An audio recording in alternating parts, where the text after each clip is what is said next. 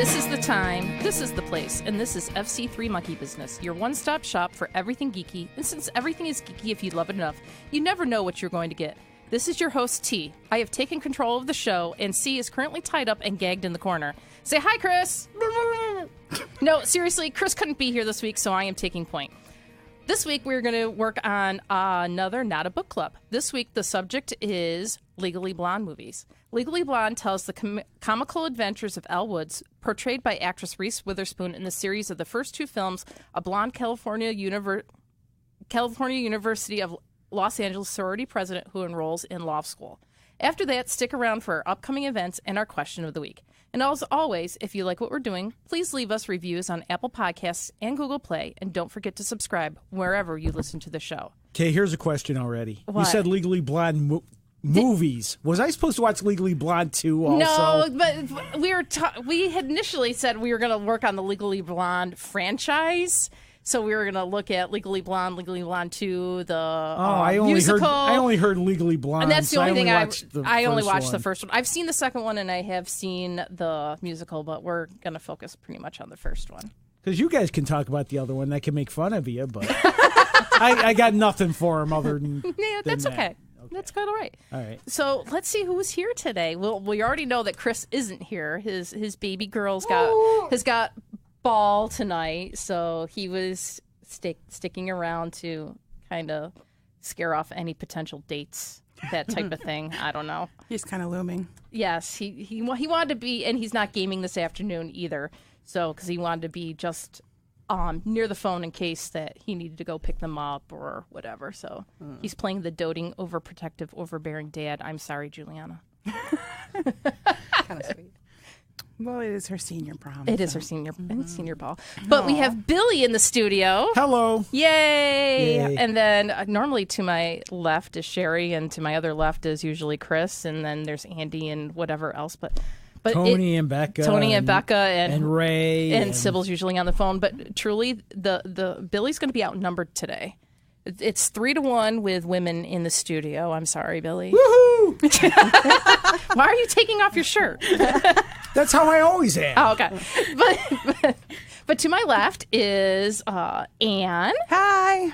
And in between Anne and I is Kate Potvin, who is our official FC3 photographer and local author, right? Yes. Yeah? You want to say something about what you've written or what you've published?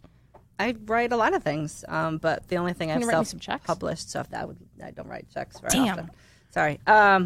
I write under a pseudonym, actually, Anne Montgomery, and I published one trilogy, and I'm trying to work on a fantasy right now and a couple other genres. So cool. I love to read, so now I'm going to have to go find that. Yeah, it's on Amazon. Yay. Yeah. Anne Montgomery? Anne Montgomery, yep. With an E or no E in Anne? No E. No E. No E. Okay. The E's on the other end. Okay. Yeah. Yeah. I'm the Anne on my name. Exactly. Yeah. Montgomery. I'm writing that down for future notes. So, how's everyone doing? Whatever. This is new to me, where I'm like taking point. I'm not used to this, so I'm staring at you, Tanya. I'm gonna look the other pressure. way. I'm gonna look the other way. Maybe we should call Chris. Maybe we should. No, we got this. No, we you're don't need fine. him. We don't need him. You're good. He would not fit in today. I don't think he's watched the Legally Blonde I don't think movies. he has either. I think that's why he voted for us to do that one this week. He's like, go for it, ladies. You guys got it. Yeah. Type thing. We But got he is going to be a little disappointed that he's not going to be around for our second podcasting session. Oh, yes. Mm-hmm. Well, he's a little disappointed at that one. Well, he chose to do senior ball. He chose to care about his kids. Oh, man. Kids Yeah. wreck everything. Kids and cats. They both do. Yeah. My cats don't wreck much. Huh. Well, he did spill over a bottle of Coke Zero yesterday on the couch. So, oops. Yeah. Which one was it, Bob? Oliver. Oliver. Oh, I love that name. Yeah. Oliver. He named him after the Disney Oliver and Company. Oh, I love that movie. Yeah. I do. So maybe one of our next podcasts will be, what do we name our pets after? Yeah. Let's see. Yeah. Dora and Precious moved to town with Susan just because they were adorable and precious when she got them Oh, okay. when they were kittens. Oliver after Oliver and Company. Daniel Tiger after Mr. Rogers, Daniel Tiger. And Silent Bob after the Kevin Smith Silent Bob. Oh, love it.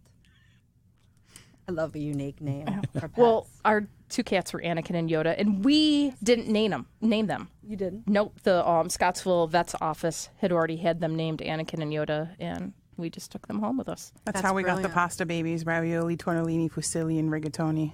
They all came with their names that way. And at least they're fun. And they're delicious. Ravioli likes to take things and run with it. Yes, Ravioli will take raviolis and run with them. That's amazing. That's why he's like 26 pounds. Poor thing. And how'd Cookie get her name? She was a Girl Scout project. And the Girl Scout troop named her Cookie, Girl Scout cookies. Mm-hmm. And then my husband fell in love with her, and we ended up with Cookie. Aww. And your other 75 cats? Well, let's see. All the gray ones in the barn we call Gray. All the black ones with one eye are called One Eye Willie, and there's several of them, and I don't know why. Stop poking them in the eye! Yeah, that's kind of a concern. I don't know how they always end up with all the black ones all have one eye. That's bizarre. It really is. I had a black kitty that passed away a couple years ago now. She was Geraldine. After the Flip Wilson character. Aww. I think black kitties are the best. Yep. I have one right now. Boomer has been adopted twice and returned twice. Why? He is rambunctious. He likes to play. And the first time he went to New York City and was in an apartment in New York City, and he was too rambunctious for the apartment building. Mm. So then the second time he went to a lovely, lovely young woman, but she's more of a needing a calm, sit on your lap cat. And he's more of a, I'm going to knock over everything off your counter, off your table, off of everything. Yeah, he really is. But he's a cute jerk. He's all black with a white little bow tie. Aw, Billy. Yes? We got enough. You can't have a little rambunctious in your life? Oliver and Bob and Daniel can be rambunctious. They run around and have fun. And that's enough. 5 in my little house is enough. As of last June, we had to put Anakin down, and we said no more. Oh, I'm going to drop Boomer off. He'll live outside. He can terrorize the neighborhood. So anything new other than cats? And I know the 3 of us are gearing up for recital next week. Woo-hoo. I'm so excited. I'm proud of you guys. Yay. I'm not looking forward to Thursday night because that's a gaming night. And we're going to make you do a dress rehearsal. But I hear no makeup is necessarily involved. No makeup, but you have to be in costume. Mm-hmm. And we're usually the last ones there because they make the adults go last. Because we can stay up later than the little kids that have a bedtime. They assume and you don't want as many people watching. They don't want anyone watching us. Did you practice the finale? I can't remember the finale. I know it's arm, down, arm, down. Man, I wish we had video for this section. You could just fake it. I'm just going to follow Gina and the teachers next Good week. idea. That's what everybody else does. I can't remember it. Ooh, this is going to drop on Wednesday before recital. Does anybody want to come see Tanya dance in recital? June 1st, 6 o'clock. Anne's going to be there also at Codex Theater on the Ridge. Oh, that's right down the street from me. Sorry, I won't be there. But her daughter, screaming. Her daughter's dancing at 10 and 2, and then Anne's show is at 6. No, Tanya's show. Anne's show too, type thing. No, so so gearing up for that, and so that's Thursday night for rehearsal, and Saturday's the recital, and Sunday is napping. Mm-hmm. Finishing out the school year. That'll help for me. Mm-hmm. So, Monday I have June 3rd. I have a Regents exam to give to the students. It's the new global one. So not looking forward to that. What, you got to take it too? No, I just have to proctor, and we've got 18 to 20 kids taking it within 5 classrooms and 4 offices and things like that. So, and they've been known to cheat. No, it's not that. It's a matter of making sure that all of our students are getting all their testing accommodations, because everyone knows that I'm a special education teacher. So to make sure that all their accommodations are met and that the playing field is leveled for them so they're successful. That's awesome. And it gets sharpened? It's all pen. Oh. Everything, even the bubble sheet, everything is done in pen. Even the math exam, which they freak out because I make them use pencil all year, and then I'm like, okay, time for the exam. We got to use pen. So you don't need a number 2 pencil anymore? Not for the exams, no. Only for the math, only for graphs and drawings you can use pencil. Everything else is pen. Okay. Yeah, it's changed. New York State's like, nope, we don't want anything being changed whatsoever. So, Makes sense, I guess. Nice. Yeah. So, oops. Go ahead. I was just going to ask what's going on with Ann. Farm life.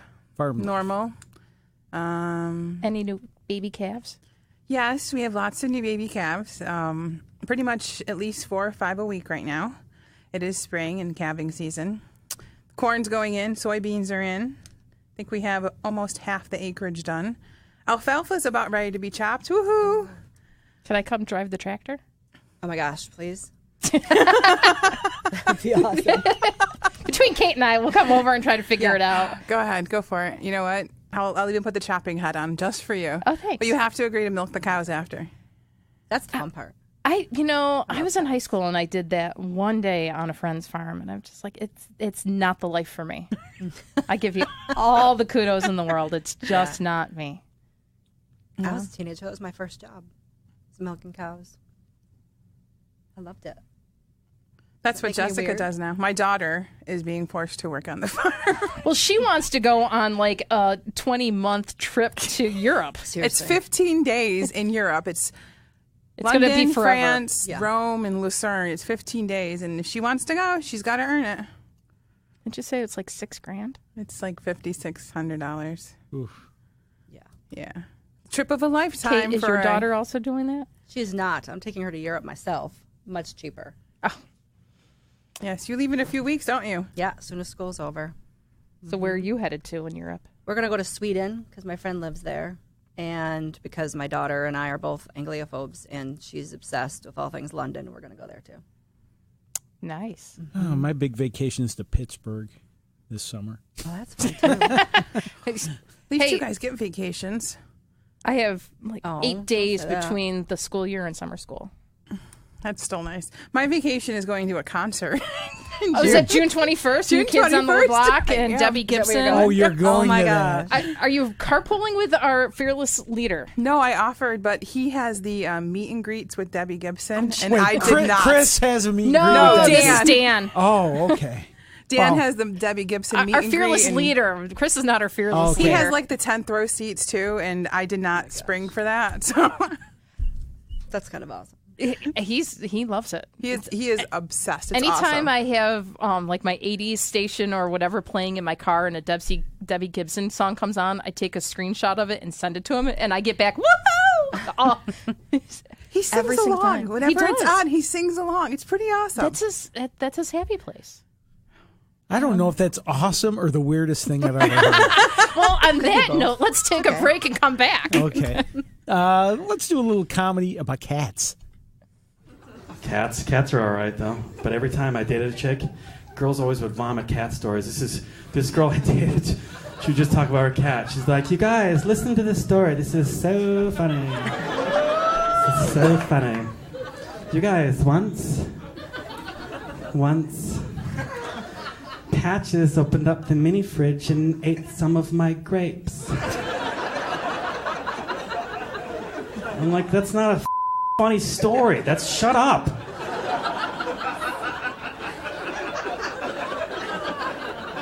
You know, I have a theory. It's like the more cats a girl has, the higher up they go on the Paula Abdul scale of delusional hysteria. I think that's an accurate barometer. This is Fluff Nut. There's Mystic Pizza. There's Jake Ryan. Jake Ryan's mad at me because I've been gone all day. How do you feel about that, Ann? It's true. Wasn't Jake Ryan from 16 Candles? Yeah, I think so. Yeah. I was never a cat person, though. I had dogs my whole life until my Same. kid kept killing hamsters. So I had to get something more durable. Did she keep killing them, or they were committing hamster suicide? The one actually ran on the wheel straight for 5 days, and I had to take the wheel out. I was going to make a joke about that running on the wheel till they had a heart attack. It really did. It was a ninja hamster, is what it's called. And this thing ran, and I had to call the pet store, and they're like, take out the wheel. It's going to have a heart attack and die. And I took out the wheel, and it keeled over. I was like, well, that was number 5. So I got her a cat. Oh. It's more durable. I can't top that. I'll see you. Well, in that case, let's get into what we're really here for. Legally Blonde is a 2001 American comedy film based on Amanda Brown's novel of the same name. It's a book? It is a book. It is a book. Did you not know it was a book? I didn't know it was a book. But it's not a comic book. I should read the notes. That's okay. It stars Reese Witherspoon, Luke Wilson, Selma Blair, Matthew Davis, Victor Garber, and Jennifer Coolidge. The film tells the story of Elle Woods, a sorority girl who attempts to win back her ex-boyfriend by going to Harvard Law School to prove her seriousness. Who does that? Who really does that? Like, go to Harvard to prove their seriousness? Well... To prove that they're good enough for a man? Come on, you're better than him anyway. People do stupid things. I don't know. I don't know who would do that. If that's the biggest problem you've got with this movie... No, it's not the biggest problem I have with this movie, but that's like my first one. I'm like, really? But, you know, probably when I was in college or high school, I probably would do something stupid like that and whatever. But I actually was going to go to law school. Really? Mm-hmm. Why didn't you? Too many darn history courses came into play. It looked hard. No, it's not that. It's just a person doing a global exam on next week. Well, yeah. No, I started at Nazareth. I was a political science major because my dad was in politics growing up. So I was always doing things with the political party that they belonged to. And it was just something that felt natural. My mom worked for lawyers. So I'm just like, I could argue with the best of them. And believe me, I can. But I've been out of practice for a little while. So I went to Nazareth, started political science my freshman year, and just struggled with it. Struggled with just knowing the amount of history courses that I would have to take because I wasn't strong in that subject matter. So after my freshman year, I decided, not necessarily for me. So then I switched majors, went over to English literature with education, and then got my master's in special education, and here I am. Talking about Legally Blonde. 25 years later. Contemplating every so often, maybe I should go back to law school. But going on. Know. I know. If I win the millions, I probably could. But that's not happening. The film was released on July 13th, 2001, and was nominated for a Golden Globe Award for Best Motion Picture. Golden Globe, really? Musical or comedy? There you go. Definitely comedy. It ranked 29th on Bravo's 2007 list of 100 funniest movies. Wait. What list? Bravo's 2007 list of 100 funniest movies. Of all time or of 2007? Of all time. Huh. In 2007. Oh, okay. Of all time up to 2007. Yeah. We've got 11 years, 12 years on that. Yeah. So I'm flabbergasted. I am absolutely flabbergasted. Well, it was only 6 years after it was made. So it's not necessarily... But of all time? It's on, what number did it rank? 29th. Oh. Look it up now. You've got... I can't do my research if I'm hosting today. It was the Bend and Snap. Yeah. That's my wife's favorite. But I wish my... Snap. And contrary to how I've sounded so far, I didn't hate this movie, but it's nowhere near one of the 100 funniest movies in the history of movies. I think it's your perspective. You love Dogma. But that's not one of the 100 funniest movies either. But I never mind. Jay and Silent Bob always made me crack up, and nobody found that movie funny. I haven't watched it, so I couldn't. What? How have you not watched the Kevin Smith movies? Oh. I've watched one. Oh, we can't be friends. Which one? Dogma. And you didn't like it? No. You didn't even start with Clerks. I love Clerks movie. was completely in black and white, but you have to go back to Clerks and reminisce. There's a lot of what's the word I'm looking for? I don't know. Movies? Good movies you've missed? Yeah, that too. All right, back to Legally Blonde. I'm sorry, you guys need to do on me. I'm sorry I derailed this, but this is just it's like normal. Wrong. Okay. 27th funniest movie of all time. 29th. In 2007. 12 years ago. Witherspoon received a Golden Globe nomination for Best Actress, Motion Picture, Musical, or Comedy, and the 2002 MTV Movie Award for Best Female Performance. You have something to say about that? No. I'm waiting. No. For giving him a little pause I know. there. I'm giving him a... Do you want to jump in? And open. I'm fine. Okay. The box office success led to a 2003 sequel, Legally Blonde 2, Red, White, and Blonde, and a 2009 direct-DVD spinoff, Legally Blondes. That one I have not seen. I've seen the other things. How will you know the complete story? I don't. Additionally, Legally Blonde, the musical, opened in New York City on Broadway on April 29th, 2007. Probably right when this Bravo's 2000 list of 100 funniest movies came out. And, Billy, did you know as of June 2018, Witherspoon has been in discussions with MGM to produce a third installment of the Legally Blonde series? Well, they're successful, so understandable. They're confirmed in a Twitter post that Legally Blonde 3 is set to be released on February 14th, 2020. Woo, date night. I can't think of You know what? Thinking about it, that being on the list, maybe the 27th funniest thing I've heard in my lifetime.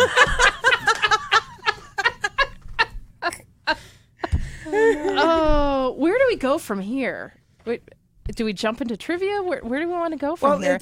You said this is one of Susan's favorite movies. It really is, and I saw first time her without. in. Yeah, she. I know she just came back from New York City and things like that. But the thing is that I originally saw this movie when it first came out on like HBO or Cinemax, probably a year or two after it was released, and it's a cute romantic comedy. It's fine. It was enjoyable way to spend the 90 minutes I initially spent with it, and then I met my wife, and at some point realized it's one of her favorite movies. So we watched it again as a way to bond or for her to see a movie she loves. And it's fine. And then a couple weeks ago, you said, let's talk about Legally Blonde on the podcast. Fine. I know I can at least get my wife to watch it with me. And once again, it's fine. And so you're okay to watch it again.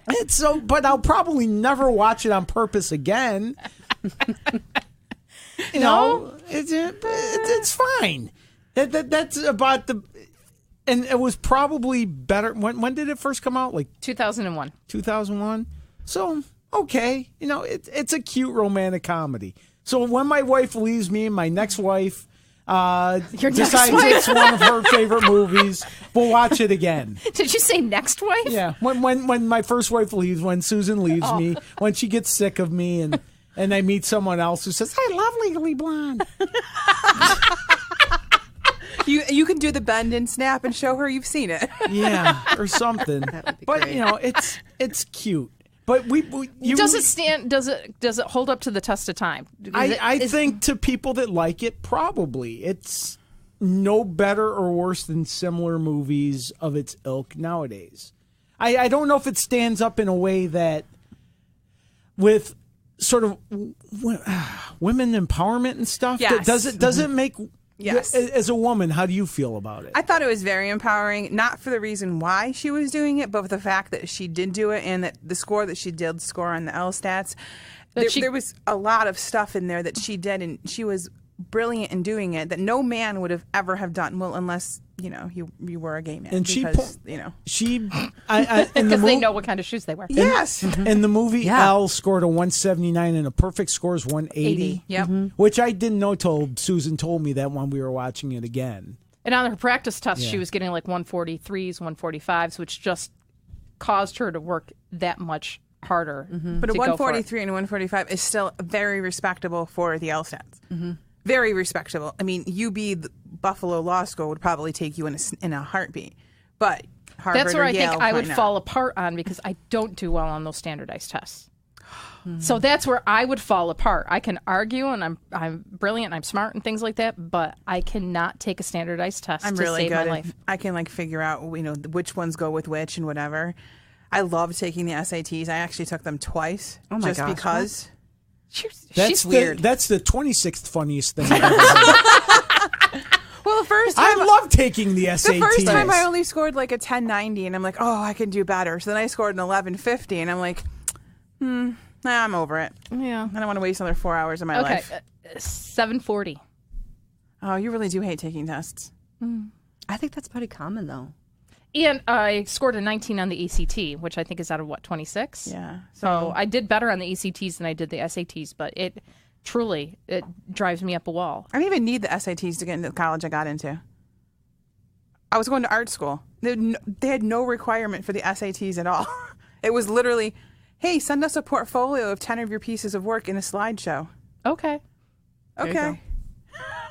And $14,000. Yeah, no kidding. Student loans galore. $14,000. Are you kidding? It was like $28,000 per semester for the Art Institute of Pittsburgh. Mind you, this was 1996. Ooh. Wow. Wow. That's I why dropped I graduated from high school. And I dropped out. Whoa.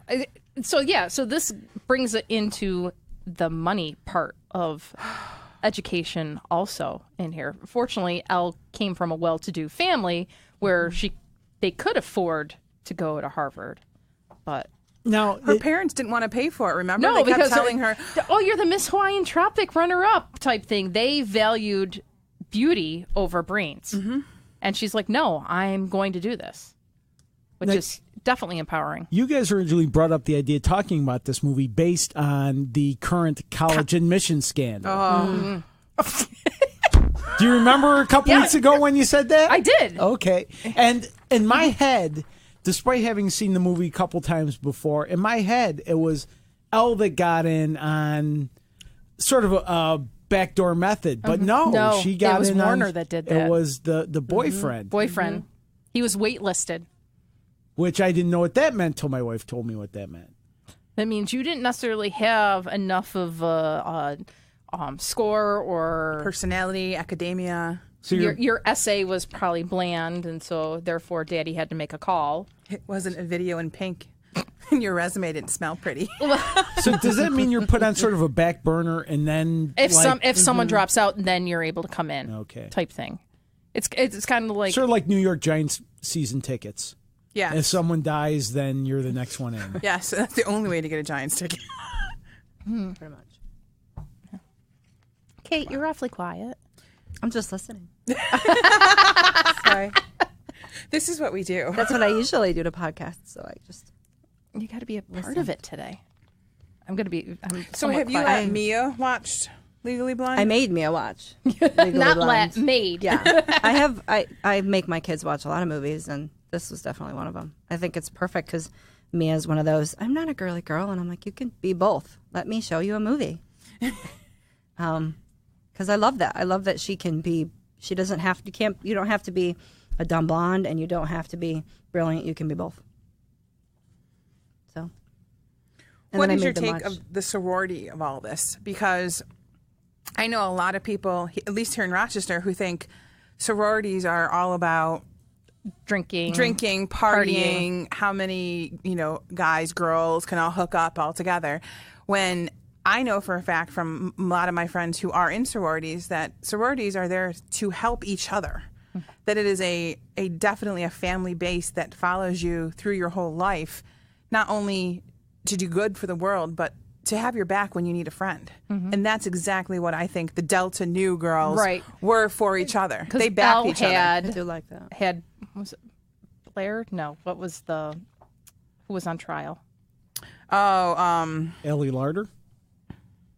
The workout girl. I'm going to forget her name. Had her back the entire time because she knew that she couldn't have done that. Yeah.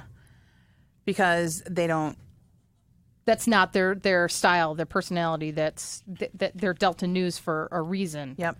I like that. And that's exactly what I think this movie does tell all of the young ladies, even today, where it's very much approachable today, that, you know what? You can all stand for each other and be with each other and be friends for each other and back each other, and you don't have to tear each other down. Because even what happened with Blair, the arch enemy, they became friends in the end because they backed each other up. Selma Blair, love her. They ended up backing each other, and when she handed the ring back to the jerk, that was it. And you see that they become friends. By the jerk, the Elle's boyfriend who Warner. laughed at Warner. Yeah. Now, the thing about him is he's not the biggest jerk in the history of comedies. Bland. Yeah. There's no affect to him. I didn't hate him. Bear. I didn't hate him. I didn't like him. I almost didn't hate her like anybody in this movie. Like, the only one that, if I had to hang out with in real life, Luke Wilson is the only person I'd actually really want to hang out with. Everybody else to me was annoying. Maybe the UPS guy. Yeah, he's fine. He's just like, he just. I have a package for you. Now, that probably would have been in the things only adults notice in Legally Blonde type thing that I have sitting up here, but I can't play it. But it was just like all those other innuendos that would. Mm-hmm. And Jennifer Coolidge's character, I like Jennifer Coolidge as an actress. She's amazing. She's a funny lady. So I like them. Kills it, no matter what she does. I love it. And I'm trying to. The thing in that movie, Victor Garber, the professor. Nowadays, how far would he get hitting on students or? Not very far whatsoever. Yeah, no. That's one thing in this movie. Many years from now, will make it sound super dated. I think. I hope so. But there's still that. There still is that, especially when it comes to internships and working on other things. I mean, even in business where I am today, we have to go through intern training. That how not to treat interns, because you hear about it happening in other large corporations. But nowadays, and like you said, hopefully this stuff ends. Yes. Because it's creepy. That would be a better world. Yes. But yet Vivian jumped to conclusions because she only caught a little bit of that scenario. And she immediately jumped to the conclusion that Elle was going to sleep her way to that job. And then come to find out, she had to kind of swallow her pride and apologize to her because that wasn't the situation. Which is awesome. I think that the movie breaks a lot of stereotypes too. That's why I like it. Every time you think there's a stereotype, they break it. Well, and Bruiser made the whole movie. I mean, come on. He's so cute. Yes. So a little bit of trivia. Ooh. Yes, trivia. Witherspoon was able, as per contract, to keep all of her costumes after filming. Can you see the wardrobe? That's awesome. You need a whole house just for that. I know. Just Halloween costumes forever. And the hair. Oh my God, that bunny costume. Oh my gosh. The Playboy bunny costume was the best. I'm like, she was so fixated on getting Warner back that she was going to do anything to be a part of that crowd and to whatever. And Vivian was just like, I'm going to take you out because I don't know you. I just know your reputation type thing because of what Warner has said to me. And I cringed because I'm like, no, don't do it. Don't do it. She's setting you up. Can you not see? Oh, don't. And I'm like, oh. And I'm looking at Reese Witherspoon's IMDb right now. And as far as I can tell, she'd been in plenty of other things here and there, but this seems to be her real breakout role. Like she was in Pleasantville with Tobey Maguire. Cruel Intentions, American Psycho. She was in a couple episodes of Friends. But to me, Legally Blonde seems to be her breakout role. Election was a fantastic movie with Matthew Broderick and her, where she played the annoying, valedictorian type student, the overambitious student. And she was very funny in that. But to me, Legally Blonde made her a star. Definitely. So they have in her contract that she got to keep all the clothing. And I'm assuming that's true. That seemed like a big perk for someone that hadn't really broken as a major star yet. Probably didn't pay her very much to start with for that. That's why they probably offered her the clothing for this. Because her clothing, I mean, just her purses alone. I was looking up some of those purses, and really, yeah, like some of the ones that she carries Bruiser in, they're $5,000-$6,000 purses. Even in today's standards, they're amazingly well crafted, great purses. You know me and my purses. I do. Yeah. I use pockets. Well, women's clothing do not have pockets like men's do. No. It's like those cargo short pockets. That's what I got. It's what I'm wearing as we It's your speak. man purse. Yeah. Women's pockets are like 4 inches. You can't even stick your cell phone in without them sticking out. I know, and I put my phone in my back pocket, and it still sticks out in my back pocket. Yeah, it's not fair. No. We should do something about that. But then, like, even the fitted pants for women that have the cargo pockets in it, that's still, like, the pockets aren't big enough. Nope. Okay. We really digress. We do. Elle Woods wears 40 different hairstyles throughout the film. That seems... Who keeps track of that?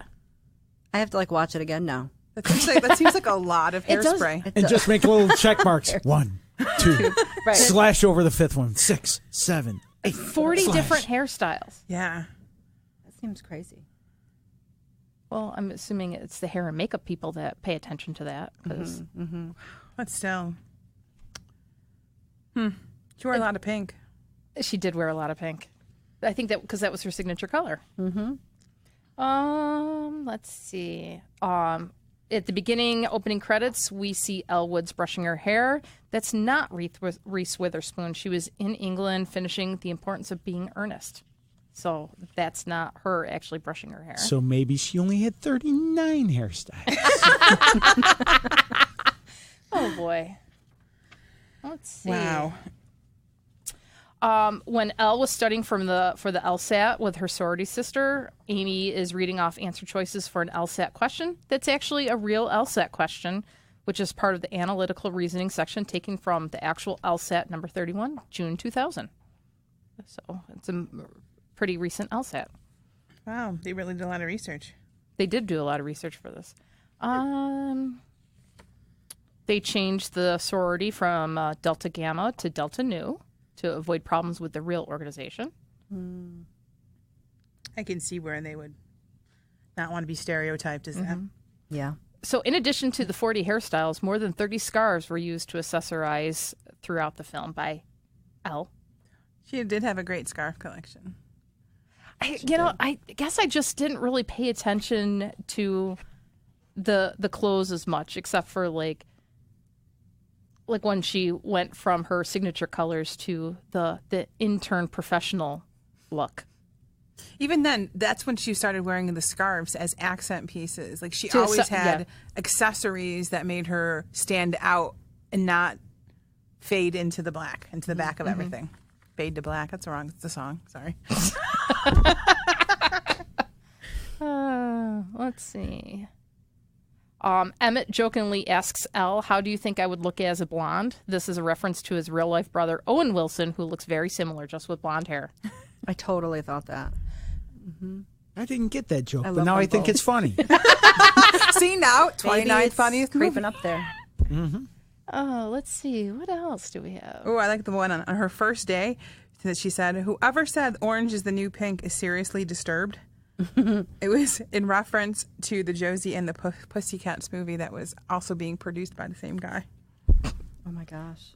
I haven't seen that one, so I didn't necessarily understand. And I'm just like, I didn't catch that either, but the funny thing is, in a week we'll be doing a podcast where we talk about our favorite comic book movies, our top 10 list. And that just, honest to God, just missed my list. Because I think it's on the honorable mention list. Josie and the Pussycats, I think, is one of the most underrated movies I've seen. Now I want to go back just for that line. Because Josie and the Pussycats, if you haven't seen it, watch it. I think it's very funny. I'm going to have to watch it. It is. Well, it because is the teenagers in that movie are brainwashed into thinking orange is the new pink. Yep. Huh. Yeah, I can picture the scene, yeah.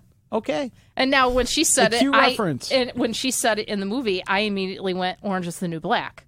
I went to the TV series, but I'm like, this came out well before the TV series. Oh, yeah. That's where I jumped because I hadn't seen Josie and the Pussycats. So you just made me want to watch Josie and the Pussycats again. By the way, a funnier movie than Legally Blonde.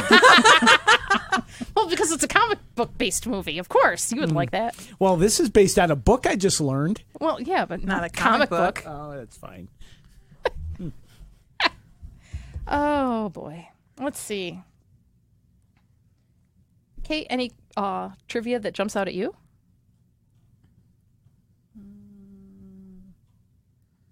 Well, now you originally, like I said, you brought this movie up because it's based on. Well, you made a correlation to a real life situation that's going on. Okay, so what do you think of the Lori Loughlin situation? Well, it seems that To me, I'm not shocked by it. Stereotypically, I'm not shocked by it either, because it seems that daddy or mommy or whatever makes a generous donation to whatever school, and they kind of waive some of the requirements, and you're able to get in under underwater basket weaving scholarship or something or other. I'm just making that Am stuff I a up. bad, Am I a bad person for not caring and just assuming that's how things are done? I'm at the whole point of, does it really matter right now for us? Is this really worth spending all of our government's money to prosecute them? Why not just walk away and be done with it and save us the money of prosecuting these people? Eventually, they'll get weeded out of the lawyer system or whatever, and still hopefully the best people wind up with jobs. Maybe not, but... If they don't belong in the college anyway, how are they going to pass the grades? I mean, if you didn't earn it to get in, you shouldn't be scooted along and graduate anyway. I mean, like, I don't know. See, I see a lot of around here at the big or high schools that you have to take entrance exams to get into. You don't get in, you don't get in. I mean, you need money or athletic ability. There are literally, I can name a guy by the name of Dexter Manley. Played for one of the best defensive players for the Washington Redskins ever. He couldn't read, they later found out. He graduated from college and didn't know how to read. So sad. Yeah, you shouldn't be pushed along for the kids for that. sometimes too. Well, sometimes your parents need to let them grow up and fend for themselves. I'm sorry, I'm trying. Because at some point, mommy and daddy aren't going to be there to bail you out every time something happens. Hopefully not. I mean, stop looking at me like that. The field hasn't been level. I'm trying to let my 20-year-old grow up. No, it's not. But you didn't pay for your 20-year-old to get into college. No. You may be helping him understand his homework, which is a completely different situation than somebody giving a college $50,000 or $100,000 to get your kid in to skate them by in their grades so that they can go off to Hollywood and be the next generation to do the next of the same thing. But who cares? Is it really affecting 99% of America? I think it is. And in regards to this, she was an influencer on Instagram, her daughter. Oh, Lori Loughlin. Lori Loughlin. She was an influencer on Instagram. She had, so going to college, I mean, she could have gone to a 2-year school or whatever to get an associate's. What does it matter that you have to go to a 4-year school? It's not cut out for everybody. A trade, a vocation, whatever. She's not a dumb girl. It's just books are probably not, like the book learning is probably not her style. Yeah, she's the one who was like, I just want to party. Is that her? I think so, but I'm just like just thinking in general, getting back to going to college versus going into a trade versus just graduating from high school. It's different for everybody, type thing. In where it was 25 plus years ago, yeah, you wanted to make sure that you went to college to get a good job, to get whatever type thing. But we have lost so many skilled tradespeople by doing that. That I'm like, all my students have the option of having like a work-based learning component to half of their day, or a vocational program at the Career and Technical Education Center where they can do like the graphic design or the computer or the carpentry and the building trades and the auto. And I'm just like, and they're like, they're going back and forth. I said, your home district is paying for you to go there. If you decide after high school that you want to go and get this, you have to pay for it yourself now. I'm like, take what's offered to you, because... Can I go? Sure. Go back to school. Well, just for vocational trades alone, if you look at the average auto mechanic now compared to 25 years ago, they have to have electrical, they have to have engineering, they have to have computers, because every car is computer-based now. So you have to learn these things, but 99% of the mechanics out there now, they're not being replaced when they retire because there's nobody to replace them. Or plumbers or electricians. We need more people in these fields. But... And we have to teach our kids that that's a respectable thing to do. It is instead of absolutely acting like it's respectable. college or you're a loser.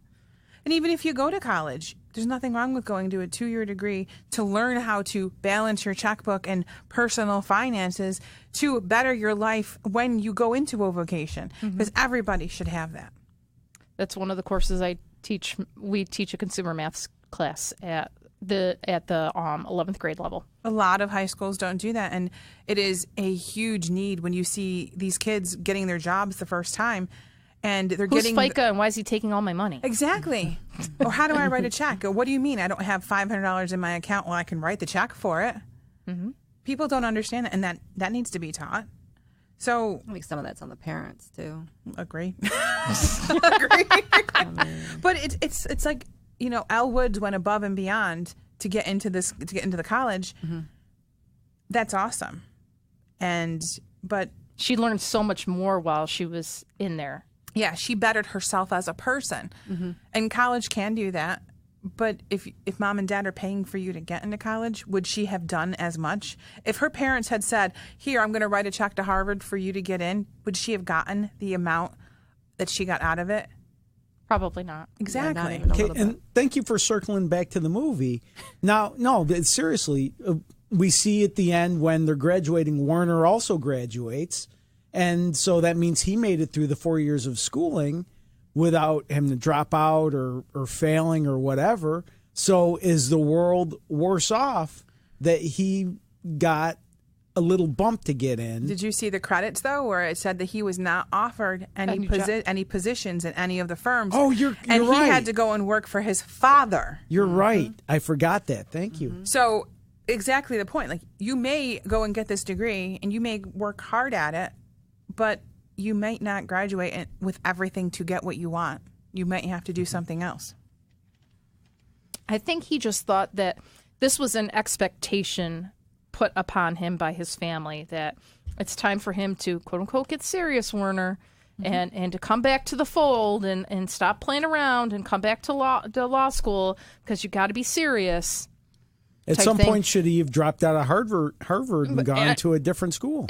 Possibly, but he was, I think, just because that was the expectation that was placed on him by his family.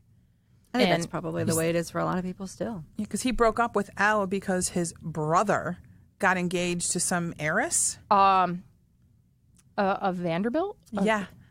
So he had to get somebody serious that had a name. That wasn't East too blonde. Coast name.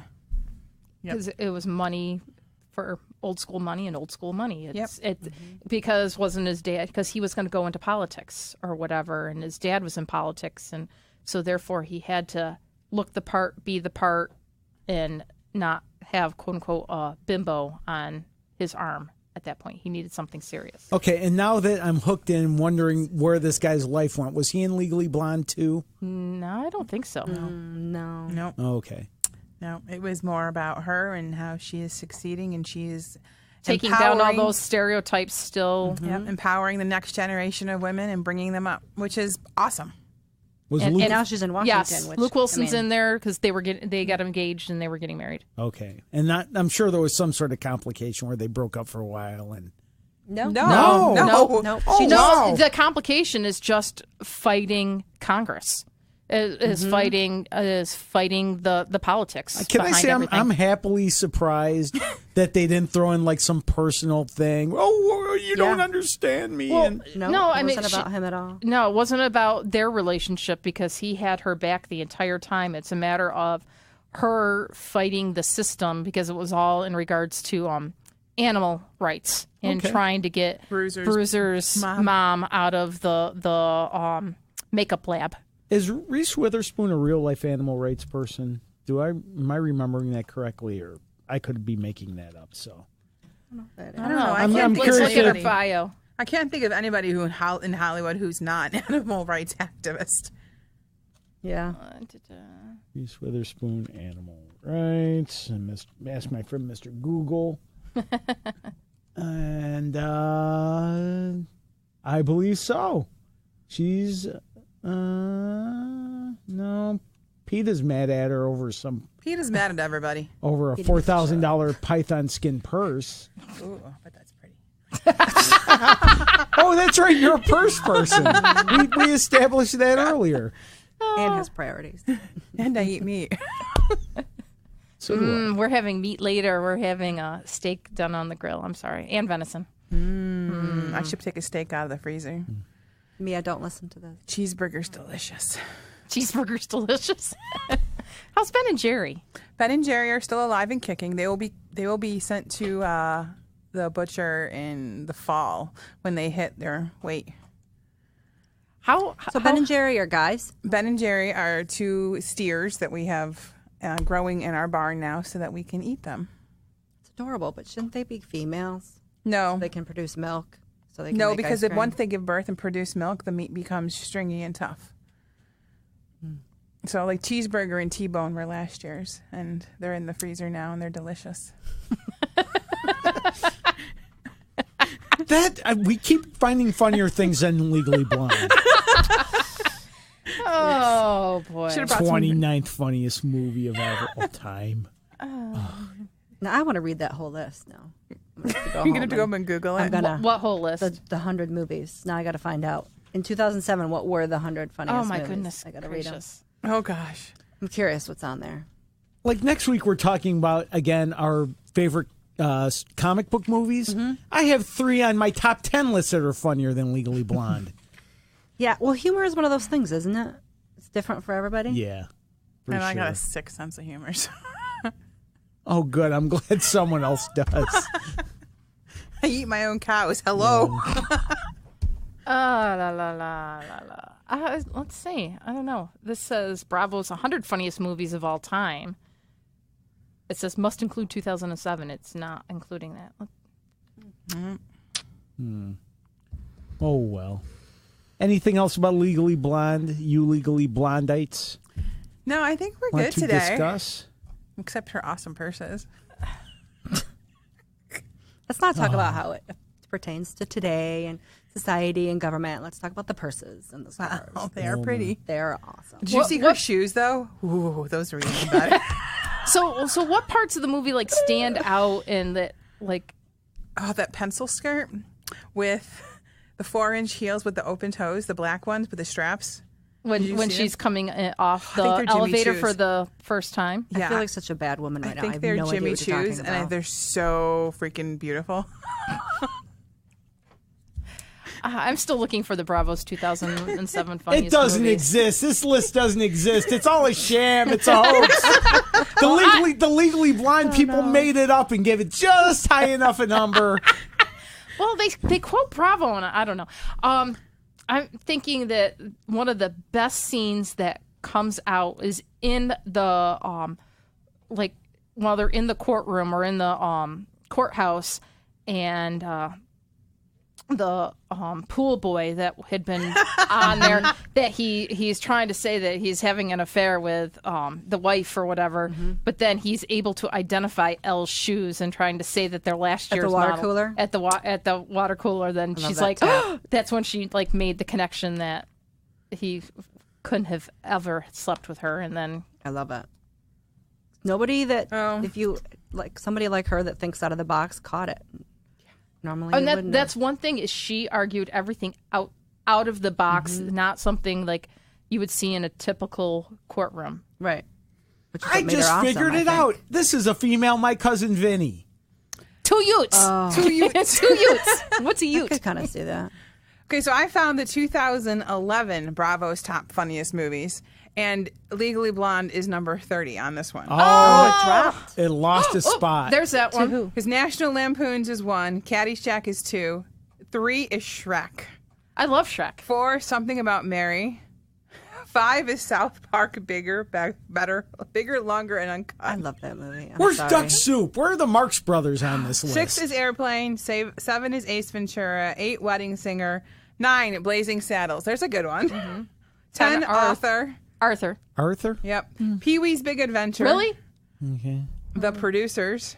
The Naked Gun from the Files of very Police funny Squad. movie. Naked Gun series. Napoleon Dynamite. Ugh. Oh, that- can't Faster stand- Times at Ridgemont High. I love that movie, actually. Old School. MASH. Stripes. Oh, I love that movie. Wedding Crashers. The Jerk. Happy Gilmore. Shampoo. Really? What's she? Warren Beatty, early 70s. 75, yeah, before my time. Beverly Hills Cop, Big, Bill and Ted's Excellent Adventure, Meet the Fockers, Wayne's World, A Fish Called Wanda, Annie Hall, and then Legally Blonde. Mm-hmm.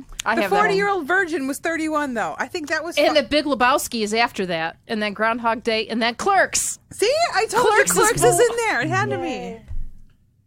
All right. Mrs. Doubtfire. Python is farther. Yeah, 16 Candles, 45. Like, that is so wrong. I have this one at 44, so I don't know what year this one is. And Legally Blonde was actually 29 on this list. Oh, so you must have the 2007. Yeah. Let's see. Number 100 is Anchorman. This is... Oh, I hate that movie. Me too. The Birdcage, School of Rock, Happy Gilmore. How is Ghostbusters on here?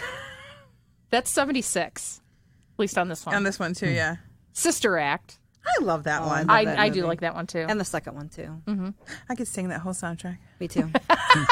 That'll be another day. Could. Well, and then there's like a lot of these ones that I have not seen. Like this is Spinal Tap. Oh, Spinal Tap is phenomenal. That should be number 1. I love This Is Spinal Tap. So maybe we now have to like not do a podcast on like our top favorite funniest movies. Comedies. That's a great call. Yes, we totally should. I think it would get totally different lists, and that would be interesting. That's because great. it's all our personal choices Humor in regards stuff, to that. Yeah. Because like I cannot stand Napoleon Dynamite, but I've got people that coworkers that absolutely love it. Same here. So freaking weird, but I love it. I do. I mean, I don't want to like watch it 100 times, but I do scream, "Tina, eat your food" at least once every 6 months. Planes, Trains, and Automobiles. I was laughing so hard in the theater. Those are pillows. Never mind. No, I got it. Okay. I mean, so I think at this point it's time for us to take a break and then come back and do some business. Okay. A little comedy for Anne by Rob Christensen. It's not easy being the realest comic in the game right now. It's a lot of weight on my shoulders. I'm trying to be a grown-up. Like, you guys know when you hit the age where you're like, can't steal purses no more. Gotta... Me too. Can't steal purses no more. Can't steal my purse. It got too complicated, because every time I'd steal a purse, I'd also steal a teacup Yorkshire Terrier. Chihuahuas, miniature poodles, I got them all in my backyard. Only way I could afford to feed them is steal more purses. It's a vicious cycle. I have it in green, too. Some of you are thinking, hey, Rob, why don't you just sell the dogs? Because I love those dogs. They're like my babies. I love them. Oh, okay, we're back. And during that time, I was over modeling Anne's purse. And do you have the kitchen sink in there? No. That thing is freaking heavy. Well, you know. That's the bigger the purse, the heavier it gets. Well, I don't know no how kidding. that happens, but That's why I have to carry the extra bag, because I don't want to damage the purse, because the bag has to carry the other stuff. I call Susan's purse her clown car because she just, does she go like this and empty it? What do you need? A candelabra? Here you go. Is it we're one of dance those moms. magician We have bags that everything you can in our purses. dig your hand in? It's and like the Mary Poppins purse. She has the best bag. Oh yes, I have. It's a bag of holding. I actually do have a D&D bag of holding type thing. It's got a little D20 on it. I'm going to have to that with come and extra game one these nights just so I could geek out with you all. Yes, you definitely will I have haven't to. played that since 1995, my junior year of high school. And I'd only cold started and in rainy 92. The what? I said it was a cold and rainy night. She makes it sound like she remembers the exact day. I do remember the exact Can you day. write a book on this? It was Halloween. There you go. It's the fantasy. There's your fantasy sci-fi. Oh boy. So we are back, and we're definitely off the rails today. This is what happens when Chris isn't around to kind of. It's okay. He would be definitely off the rails himself. You know this podcast is in trouble when he's our calming influence. Maybe we should call him at this point. Nah. No? Let's do our events. I offered. Okay. We are proud to announce a new partnership with the 585 Rockin' Burger Bar at 250 Pixley Road. We will be partnering with them to do events every Tuesday starting mid-June. You said June 18th, right? June 18th. I'll definitely be ready to be there that night. It's day one of Regents exams, other than that June 3rd one. So I guess I'm not going to leave the Spencerport Gates area. So stay tuned here and all of our social media channels for more details on those game nights with us. You didn't even say what we were doing. On Tuesday nights, we are doing game nights, not just fun events. They're game nights. So what like games board games or? We are doing board games, and we're going to have a theme every night. We're still working on the themes. Like one night will be dice-based games. One night will be card game-based games. So like Yahtzee, Farkle, all those dice. Yep. Like I have Doctor Who dice. I have zombie dice. I have. Yeah, just fun stuff like that. We're going to have definitely a kids' night where we'll have lots of kids' games. You can be playing craps. Doctor Who dice. I do have Doctor Who dice. It's kind of like Yahtzee in regards to you don't want to get the Daleks or whatever. Awesome. Mm-hmm. So it'll be a fun thing, and they have lots of food specials. So that will also go with it. They have these amazing things, and they're going to sound really weird, but they're almost like garbage plate balls. I was going to bring those up. Oh, my God. They're so good. Have you been there? Yeah. My son would flip Very out. good. He's obsessed with They're garbage so plates. good. Have you had them? Yes. Now, all the food's how would touching. you explain them? it to me. It's a deep fried garbage plate In a ball. and a ball. Yeah. It's Yeah. a Oh, meatball I've gotta filled take with him. stuff. And it's so good. delicious. They really are. But they also have this amazing French onion soup they make every day. I'm in for that. They have chicken quesadillas. In for that. They have the most amazing burgers, all different kinds, and they come out with this toasted bun at the 585 stamped right on top, and that's kinda pickles cool. and That is chips. So good. Highly recommend stopping over and seeing them. And if you're worried about a diet, Wednesday nights is their keto night. Everything on the menu, they offer keto versions on Wednesday nights. That's cool. That's cool. So when are we going to go before then? We can go whenever you want. Okay. Let's leave now. Let me know Yeah, when we you can go. go now. I'm I'm good. going to order one of those balls. Oh my at God, home for they come son. in orders of like 3 or 4, so you have to get them with a friend because we're never going to be able to eat a whole one unless all 3 of us go eat them. Right. Well, he would eat them Food all. is touching He's a and teenage actually boy. really mixed together. So you guys are on your own. I have to bring her to her plate dividers. Oh, yes. I feel you on that. So, but yet you can eat a garbage plate. Because they're meant to be mixed. Like, few things are meant to be mixed, like your Thanksgiving dinner. Everything else should stay separated. Sorry. So do you like divided plates too? Yeah.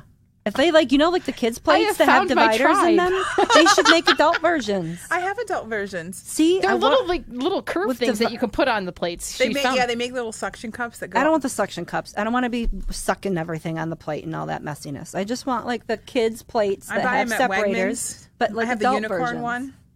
The unicorn one from Wegmans, and there's unicorns in each one, a little separated Well, that dividers. might be a little fun. Because I think it's cute. I'm sure they probably make adult divided plates. They should. Like those metal high school cafeteria Trays. ones. I tell you, when we've had picnics for gaming or whatever, depending on what we have, I will get those rectangular styrofoam plates that have all the the dividers? dividers in it. That's awesome. That's me. We've gone Okay. off the rails. Oh, but then see, you got jumping onto the food at the 585 Rock and Burger Bar. Now I really want a burger. Seriously. Well, in addition to joining us during the week on Tuesdays for game nights, join us on Saturday, July 27th for the Mighty Monkey Corporation Cosplay Karaoke Night. Karaoke will run from 6 to 8 that night, and then stick around for live music with Wicked, the 70s/80s/90s hair band extraordinaire. We can't figure out which decade they're in yet. They're pretty awesome, though. Yep. I've been listening to That's them. 8:30. They run 8:30 to 12. And then if we're still there, we'll bring the party back inside and hang out a little while longer. Yeah. That sounds so fun. The karaoke at the Comic-Con was amazing. I have like a bunch of pictures. Like it was like the best party ever. Same DJ who was at FC3 is coming to do the cosplay karaoke, and we're going to be on their outdoor stage at 585 Rock and Burger Bar. They have this huge stage outdoors as well as a party area. It's center of attention. Yeah. So bring your star-studded A-game cosplay for that night. And now, do they should they kind of contact us to say what song that they want that night and kind of sign up for it beforehand so the DJ has We're those probably songs? going to start taking that in July 1st. Okay. So that we can make sure that Mike, our DJ, has everything that we need. But it's kind of like just like we did at FC3. You know, people went up, told them what he wanted. We have 2 hours to rock out and have fun, and then the band comes. Now, I know they had the cosplay lip sync battle there. Did I miss karaoke that weekend? No, it was kind of that, but this is going to be a little bit different. Remember how we did the cosplay karaoke at Knox last year? So this is going to be like that, you know, but bigger. With more people. And we definitely want people to be signing up, so because we only have a 2-hour window. Yep. So we're only, I think we decided we were only going to take the first 50 people. Okay. And you're only getting like a 2.5 to 3 minute song. So no. Nope. Like, I'm doing Stairway to Heaven. Free Bird. Free Bird. Yep. I got American Pie. Got American Pie. Billy's all long time ago. I'm gonna sing the whole thing now, all 7.5 minutes. I can still remember how the music used to make me smile. Well, for that night there is a $5 cover charge. Someone throw something at him. So there was a $5 people dancing. Maybe they'd be happy for a while. Take his mic away. Just keep going. I got the buttons. Oh, Billy, you push lots of buttons. So, as I said, there's a $5 cover charge, a 50-50 raffle. We will have raffle baskets and a dessert table to tempt even the most discriminating palate. Ooh, we do have a really good basket already. Ooh, if you're a brown coat, you're gonna love it. I got a nice brown woven basket to put that in. Ooh, that's actually in my car. I heard that Kate was just going to offer us money for that. I keep saying how much. I'm debating. I don't know. $5,000. It's yours. It's my birthday, but it's my birthday in like a month. Mine too. Yeah, yours is first, I think. Yeah. So February still made me sure. With every paper want to be a part of FC3 Monkey Business and the Mighty Monkey Corporation? Please become a sponsor. We have sponsorship levels of all kinds, are even willing to create custom sponsorship packets. Billy can sing to you. Yes, please Bad contact news us. on the doorstep. I couldn't take one more step. Sponsorships at fc3roc.org. Please follow us on Patreon. Patreon is a way to support the people who are creating the things you love, such as Billy singing. I can't remember if I cried. Please check us out at www.patreon.com/FC3ROC. All memberships levels will include great perks, hence Billy singing. And check out our writer's blog. Want to have your own article series? Contact us at media@fc3roc.org for details. Bye, bye, Miss American Pie. I drove my Chevy to the levee, but the levee was dry. Is there a place you find your podcast and you cannot find the FC3 Monkey Business? Please let us know, and we will work that out. And please follow us on Twitter at FC3MB Podcast. And if you do, please say hi, because we love it when you say hi. Hi. Hi. Yo. Hi. So, now... Did you write the book of love, and do you have faith in God above? Maybe. What the Bible tells me so. Oh, question of the week. Do I know all the words to American Pie? Yes. I think we found that out. And he's not done yet. I know. 6.5 more minutes. What fiction, Billy? Yes. What fictional stories never fail to bring you back to your childhood, and why? I don't read them anymore, but if you mention, like a movie came out with Ramon and Beezus. And remember Henry Huggins?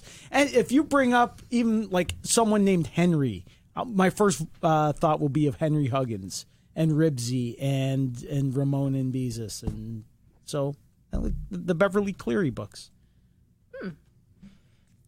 Awesome. Because I used to read them a lot when I was a kid. Anne?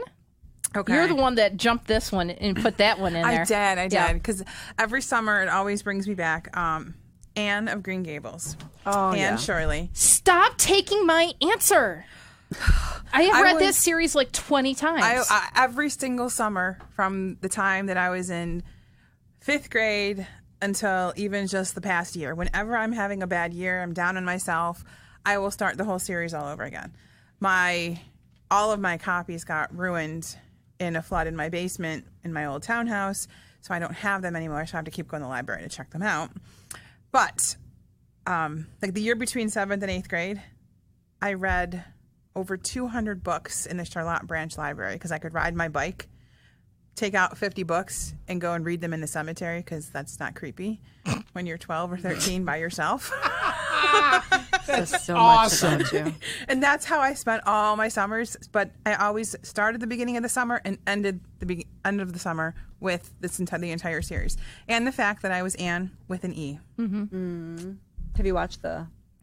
I've watched the original Netflix? Ones on PBS and then the new ones on Netflix. But then there was also one that PBS did that they never aired.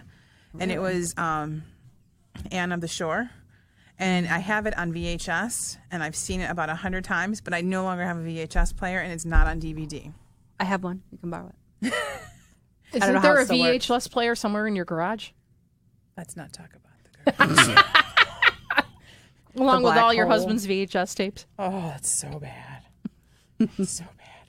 Why do we have Star Wars on VHS, DVD, Blu-ray, digital? Because he must be related to my husband and believe in redundancy. Oh, I believe there are beta in there as well because I did find my all gosh. of the Bond movies on beta. I was like, do you even own a beta player? Oh my gosh, that's old. That's awesome. We had copies of Laserdisc movies. I had an RCA disc player. Empire Strikes Back on 3 laser discs, front, back, front, back, front. You had to flip them every like 25, 30 minutes. Oh my gosh. Yep, It I was remember that. hysterical, but they had like one of the best qualities. How funny. Yeah. Well, I know that you're in love with him because I saw you dancing. on the gym. Just a break, just a second, gives him any opening that he needs. Kate, what fictional stories never fail to bring you back to your childhood? So many. I read The Hobbit when I was little. I read, you know what I loved was the Choose Your Own Adventure books. I would just, Oh, yes. I loved those. I read a lot of little different ones, but I loved going through. And if you got to the end too quick, I would like skip back and go and start them again. And you could get like 10 at the library and finish them that night. I would do that a lot. Oh, I just thought of Encyclopedia Brown. Who doesn't love Encyclopedia Brown? Did any of you guys get the Babysitting Club books in the mail? Like, I used to get 3 books every other week. That's fun. No, I My mom didn't. gave it to me for like my birthday, for like I was like 12, 13, and 14. I used to get the World magazine or the World book subscription. Did you ever have the bus come to your house? And the pickles bus, when they'd come off and they'd bring you the pickles stuff? I was in kindergarten and I had this What big, are you talking this about? big I didn't live in the bus. city. A pickles. It was bus. called Pickles Books. Books. I'm telling you, it was you're talking about 1983, pickles. and this little short bus came to my house, and they'd bring a box out, and the box would have books in it. And there was this one book, oh my God, and it was Me Too Iguana. It was my favorite kids' book. I used to read it in kindergarten to all the other kids in class. Oh, that's so cute. Because I could read and they couldn't. And they would get so mad at me. But it was called, you. and I used to get, Oh, I remember Pickles. you remember Pickles now? Okay. The residents of Sweet Pickle try to help Iguana who wants to be like everybody else she sees. But you used to get these. It's a Sweet Pickle series. Yeah, and they used to come off this little bus, and this giant iguana person would bring you a box, and it was like a McDonald's Happy Meal box, and inside the box would be 3 books. That is a really awesome childhood. Nobody ever did that for me. Yeah, Sweet Pickles is a series of 40 children's books by Ruth Lerner Pearl, Jacqueline Reineck, and Richard Heffer, published by Holt, Reinhardt, and Winston. It's having sold over 50 million copies. You can find them on You could probably paperback sell a swap. lot of books if you showed up in buses and wearing pickle costumes. Well, like looking them at to now, people. you said, what year was this? 83. 83. I was 11, so I probably wasn't. I wasn't Okay. reading Sweet Pickles books I was at that point. 5. So at that point, I had been reading. Well, let's see, Little House on the Prairie. Oh, I love those. Those are the ones I would. I mean, being an only child, I didn't have any siblings to play with, and my cousins lived. I was the only girl. I had an older male cousin, younger male cousin. So of course I had Barbies and things like that. But I lived in books. I did So too. between Nancy Drew and Little House on the Prairie and the Sweet Valley High. The books. Hardy Boys. I used to love the Hardy Boys. Oh, yeah. Judy Hardy Bloom. Boys. I immediately go to Are You There, God? It's Me, Margaret. It is like Goosebumps. Oh, that's probably past your time. Yeah. Too, but. so. R.L. Stein for me. Oh, yeah. God, yes. So, but I was like, yeah, I think it was like the Anne of Green Gables was the one that I would read over and over again, and then Little House on the Prairie. I'd crack those open. You always find something different every time you read Little House on the Prairie or Anne of Green Gables. And even like some of the ones, the Choose Your Own Adventure ones, it was always a different adventure. Yeah. Mm-hmm. And it gave you the idea that if you don't like the story, just start over. And if you like the Choose Your Own Adventures, I highly recommend on Netflix Black Mirror Bandersnatch. But you have to watch really it have to watch on. that. You have to watch it on a platform that you can make choices. Yeah. Like my TV, I could not watch it on Netflix on my Roku box because I could not make the choices. It's funny. One of my TVs I couldn't, and another one I could, and I couldn't on my Kindle. So I'm not sure where I don't know what it is, software. But my upstairs TV would not let me do it. I'm wondering if it will let me do it on my computer. But I wonder if you haven't updated your Roku or something. Because my phone was letting me do it, but then I couldn't pay attention at work long enough to do it because I was supposed to be working. I heard somebody was watching it for like a really long time. That's why I haven't started. Yeah, you can go for hours. Just keep choosing different stuff. Yeah, that's why I haven't. I'm like, we need a solid chunk of time to sit down. Yeah. So I think at that point, that wraps everything up for this week. And while the king was looking down, the jester stole his thorny And I don't have the outtake. Let's see if you remember it. That's a Chris thing. This has been a production of This has been FC3 Monkey Business, a production of the Mighty Monkey Corporation, where purveyors and producers of the Flower City Comic Con, coming at you like a spider monkey sometime in 2020. I think that's good enough. But we will have a mini-con coming up soon. And we'll have another podcast next week and more fun things and lots of stuff to talk about. This is where I fall apart. Bye, Miss American Pie. Drove my Chevy to the levee. Dun, dun. We went off the rails. Woo! That's okay. It's called Monkey Business.